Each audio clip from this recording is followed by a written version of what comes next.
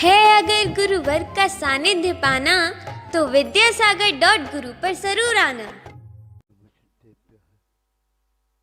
ओम नमः सिद्धेभ्यः। ओम नमः सिद्धेभ्यः। अहिंसा परमो धर्म की।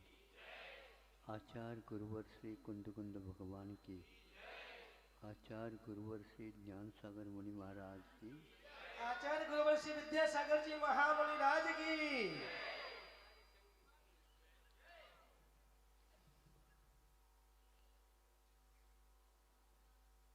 एक वह दृश्य है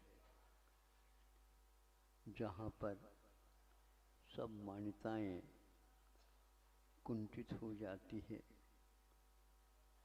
मूक हो जाती है, ना नहीं कह सकते और विपरीत को भी हाँ नहीं कह सकते।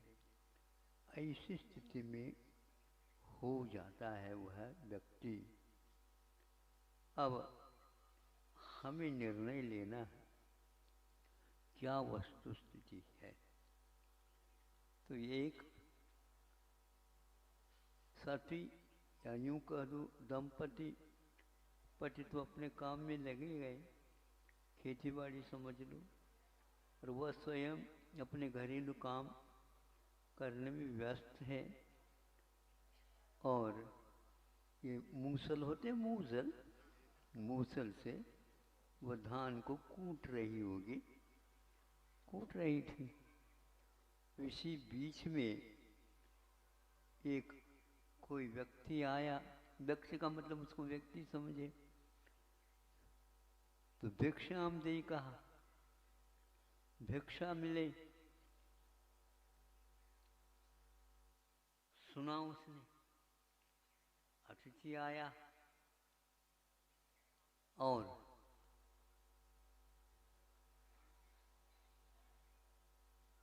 उसी समय थोड़ा सा ठहरो, ऐसे कहने तो ये अच्छा नहीं माना जाएगा, वो तो चला जाएगा। तो वो उठ गए, तो मुसल को वहीं रुक दिया, ठहर जाए यहाँ पर। तो वहीं पर ठहर गए वो मूसल, और वह जा करके जो कुछ उसको देने योग्य था वह दे दिया, पुनः अपने काम में लग गए। अब वह भिक्षाम दे ही कहने वाला टूटता है, ये मूसल अधर में ही रह गए, नीचे गिर नहीं पाए। इसको किसने कीलित कर दिया? इसके मंत्र शक्ति है। यदि थोड़े से भी हम विपरीत सोचेंगे, ये मूसल हमें भी मार सकती। अब ये बताओ क्या पुराण ग्रंथों में ढेर सारी ऐसी कथाएं लिखी हुई, सतियों की महिमा के बारे में, सर्प का फूल हो जाना, विष का अमृत हो जाना, यह सब मामूली चीज है। अब पढ़े लिखों को गला उतरेगा नहीं, और प्राय करके सब लोग पढ़े लिखे हैं।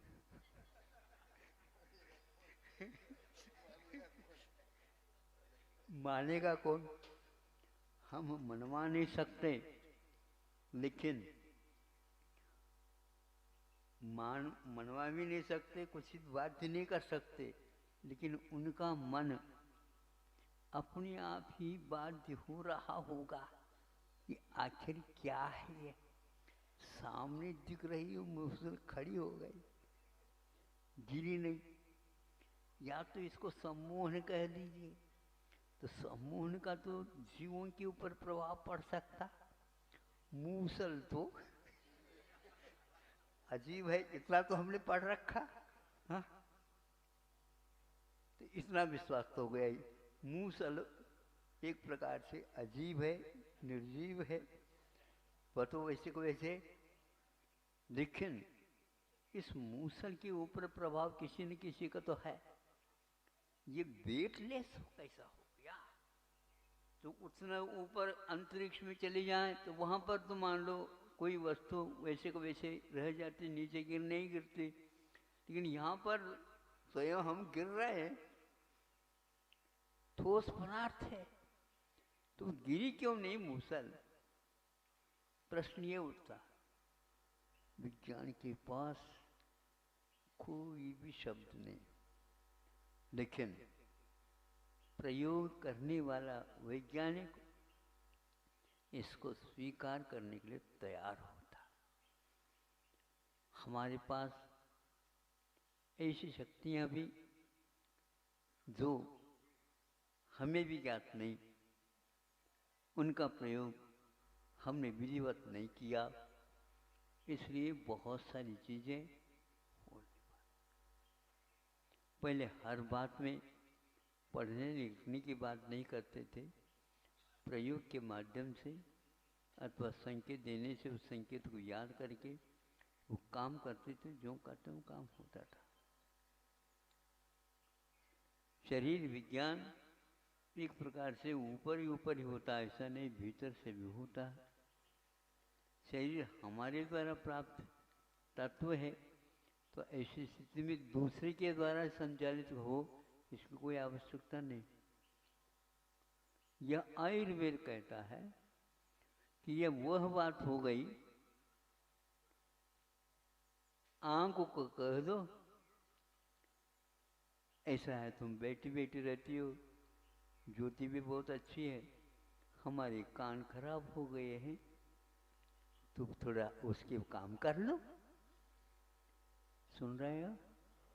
पढ़ो लिखो, बोलो।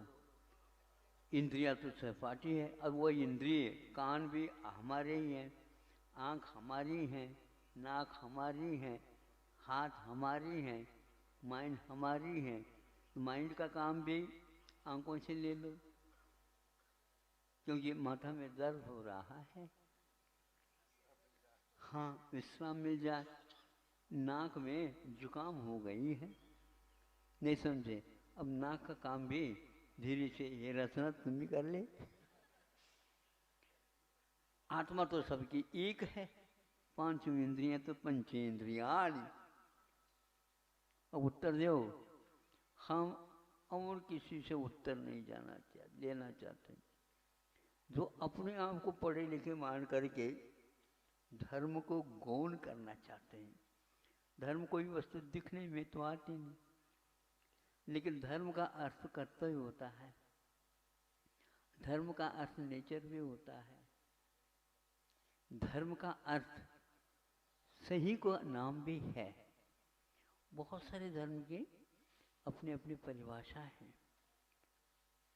ये आप देख लो अपना धर्म कर्म आपके साथ, ऐसे कह करके मानो पढ़े लिखों को कह दे, वो सोचने लग जाता है मेरा इस समय क्या कर्तव्य था, मेरी इस समय ड्यूटी कौन सी थी। ड्यूटी कहो धर्म कहो एकार्थवाचक है, तो ये कर्तव्य का नाम, यदि ड्यूटी का नाम कर्तव्य है, कर्तव्य का नाम धर्म है, तो सब लोगों को स्वीकार होना चाहिए। हर बात के लिए हमें पढ़ना लिखना आवश्यक नहीं, अपनी आस्था को जागृत कर दीजिए, तो तब तक वह रूपी पदार्थ, जड़ पदार्थ भी आपकी आज्ञा में अवश्य रहेगा। वो अपना काम कर नहीं सकेगा। ऐसे बहुत सारी चीजें हैं। अब धीरे धीरे झुकाव हो रहा है, ठोकर खाने के उपरांत, अथवा एक बार दूध से जल गया, फिर प्याज, अच्छा फूंक फूंक करके, अच्छा मंत्र फूंक रहे हैं, फूंक फूंक करके क्यों? अब पढ़े लिखों को तो सोचना चाहिए, तो ये कहावत निकली कैसे लागू हो गई? मतलब ये हमारा गलत सोच था, गलत धारणा थी। हर बात में जो है कसो कसो कसते जाओ, कसौटी का पत्थर भी घिस जाएगा। आंखों से देख करके भी आप कर सकते हो, आंखों के द्वारा भी कर सकते हो, रुचि के द्वारा भी कर सकते हो। वह कसने के माध्यम बहुत कुछ हो जाते। पहले आयुर्वेद वाले, उनको आयुर्वेद वाले माने जाते थे, देख करके ही समझ लेते, भेज देते थे। इतना देखना पर्याप्त होता था। आज हाथ देखने के उपरांत भी हाथ नहीं दिख रहा। यही तो कह रहा हूं। इसलिए आपको यदि ये विश्वास नहीं होता, धीरे धीरे पूर्णाई की ओर आप मुड़ लीजिए, अपने आप आपका मूड काम करने लग जाएगा। मूड जो है ना, मूड है वो, नहीं सर हमारा मूड नहीं बना। हाउ यह रुचि की बात है। आप बहुत कुछ हासिल कर सकते हो। सोचने का काम होता है, उस समय कोई इंद्रियां काम नहीं करती। ये कौन सा उपकरण है? जब ये पांचों इंद्रियां काम करती हैं, उस समय वो काम नहीं करता। और जब वो कहता है मैं काम करूंगा, तुम चुप बैठो। नहीं समझे? दादाजी कहते हैं ए बैठो, चुप बैठो, उदम कर रहे हो, मैं यहाँ पर सोचने में लगा हुआ। दादा ये बता दो, ये सोचने का काम क्या है? जब हल नहीं होता सामने, तो वो हल करने के लिए उसके हाथ में भी दे दिया जाता है, और वो आंख बंद करके वो करता है। आंख बंद करके सोचा क्यों जाता है?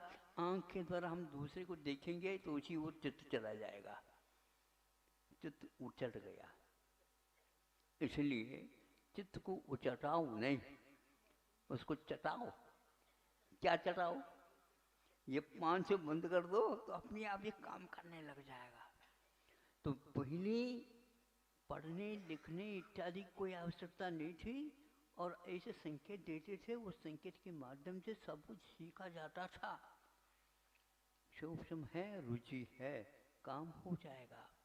इसलिए हमारा कहना, उस मूसल में भी मतलब आपकी आस्था का प्रभाव पड़ा, और वो आसमान में रह गया। वह सोचता रह गया, भिक्षाम दे कहने वाला, तुम तो भिक्षा मांगने में रहो। नहीं समझे?